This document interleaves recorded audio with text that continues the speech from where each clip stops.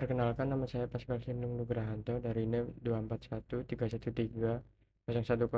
Jadi saya memilih isu tentang keamanan Internet of Medical Things atau IOMT yang rentan terhadap hacking.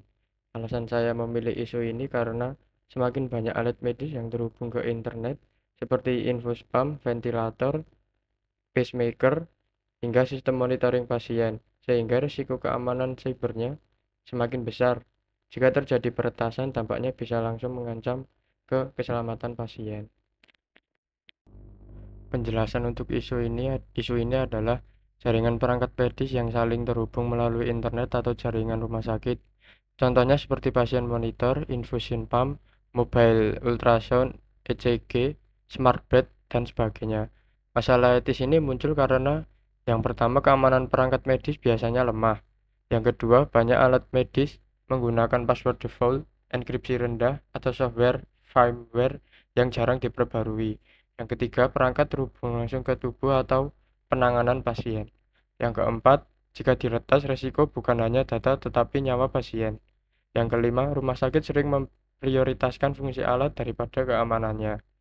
Yang keenam, banyak perangkat tidak dirancang dengan prinsip security by design.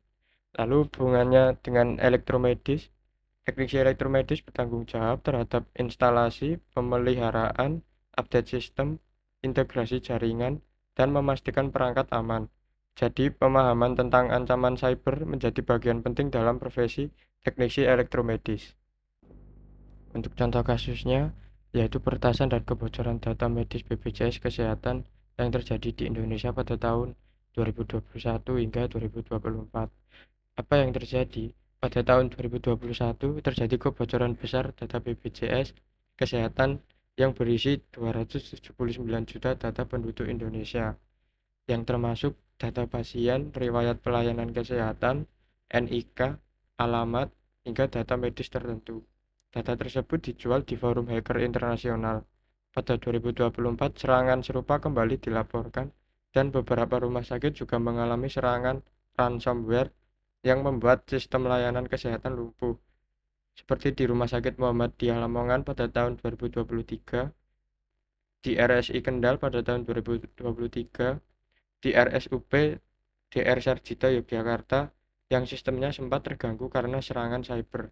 Meskipun tidak semua kasus melibatkan IOMT secara langsung, akar masalahnya sama, yaitu keamanan sistem medis yang lemah, jaringan tidak terproteksi, dan perangkat terhubung dengan berbagai sistem tanpa pengamanan memadai.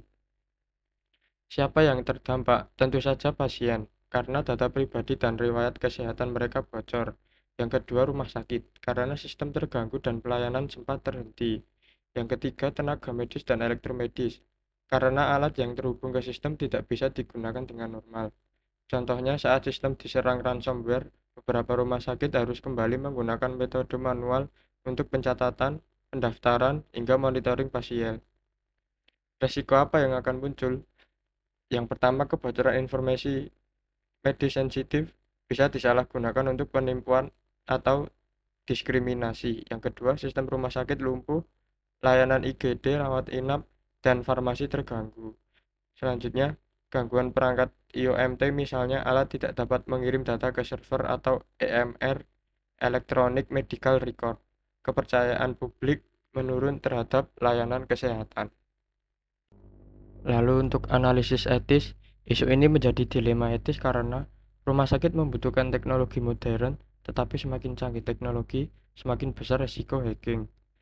Lalu produsen alat medis sering mengutamakan fungsi, bukan keamanan cyber. Tenaga elektromedis sering tidak diberi perhatian khusus keamanan jaringan. Yang keempat, pasien tidak punya kendali, tapi mereka yang paling berisiko. Siapa yang akan bertanggung jawab? Yaitu produsen, harus membangun perangkat dengan keamanan tinggi. Lalu rumah sakit memastikan jaringan aman dan melakukan update firmware. Lalu yang ketiga, teknisi elektromedis memastikan instalasi aman, mengganti password default, melakukan audit perangkat. Dampak etisnya yaitu keselamatan pasien menjadi terancam. Yang kedua, pelayanan kesehatan terganggu. Yang ketiga, data pasien bisa bocor atau disalahgunakan. Yang keempat, turunnya kepercayaan masyarakat pada teknologi medis. Untuk solusinya, ada 3 solusi utama dan beberapa solusi tambahan.